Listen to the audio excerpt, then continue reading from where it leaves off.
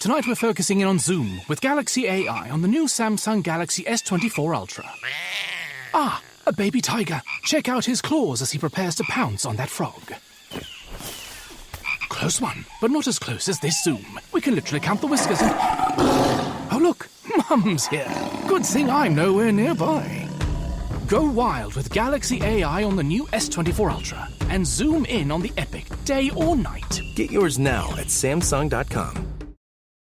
This episode is brought to you by JLL. Get an insider view into the world of commercial real estate with JLL's podcast, Trends and Insights, the Future of Commercial Real Estate. Whether you're curious about making cities more sustainable, the evolution of office space, or AI opportunities, this podcast will help keep you a step ahead. Tune in for candid conversations with business leaders about the biggest trends impacting how we live, work, and play. Subscribe to Trends and Insights now at jll.com/podcast. It is Friday, March 29th. I'm Caroline Vincent, once again in for Ike Morgan. You're listening to Down in Alabama. First things first, let's cover the Crimson Tide rolling on to the Elite Eight.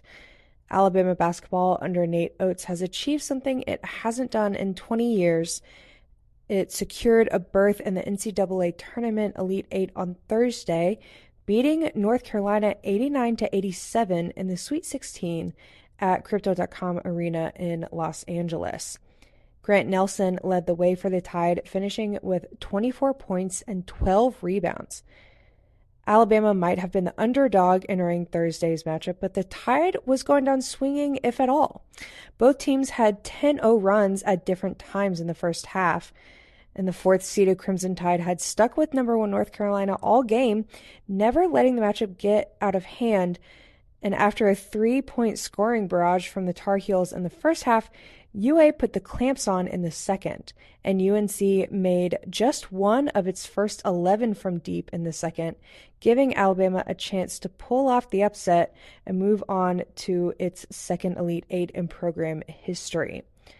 With the victory, Alabama equaled its best run ever in the NCAA tournament. The Crimson Tide's lone previous Elite Eight run came under head coach Mark Gottfried in 2004. The Crimson Tide will face another team that pulled off an upset on Thursday.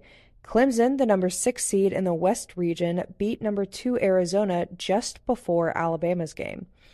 The Tigers beat the Crimson Tide in Tuscaloosa early in the 2023-24 regular season. Clemson took that one 85-77. The Tide and Tigers will meet on Saturday in the Elite Eight game at the same venue for a chance to move on to the Final Four in Phoenix. CBS announced during Thursday's game that Saturday's matchup is scheduled for approximately 7:50 p.m. Central Time on TBS and True TV.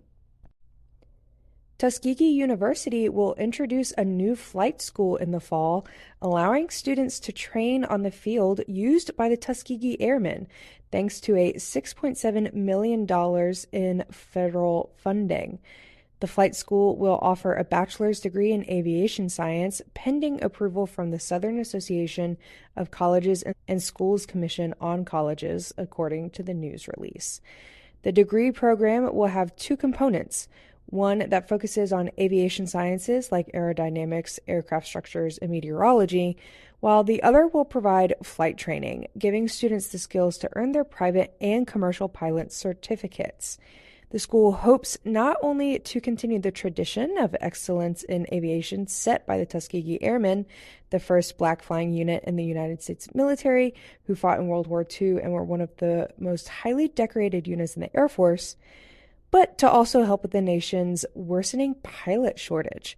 The university said it will start the aviation program with about 25 students and expects to grow to more than 200 in the future. And did you know that beloved meteorologist James Spann is also a preacher? James Spann, chief meteorologist for ABC 3340 in Birmingham, preached the noon sermon at the Cathedral Church of the Advent on Maundy Thursday, drawing one of the largest crowds of the Lenten preaching series. "It's a time to show love and share blessings," he said. Quote, "This is the most special time of year for Christians. We should show the love of God in a tangible way," end quote. Span leads the weekly children's worship service for 5 to 12-year-olds at Double Oak Mountain Community Church at the Mount Laurel campus, but missed the service last weekend to attend a commemoration of the 30th anniversary of the Palm Sunday tornado. That storm killed 20 people, including 6 children, and injured 70 at Goshen United Methodist Church in Piedmont. For more on all of these stories, you can, of course, head to al.com. Ike will be back next week for your next edition of Down in Alabama. I've been Caroline Vincent, and Roll Tide.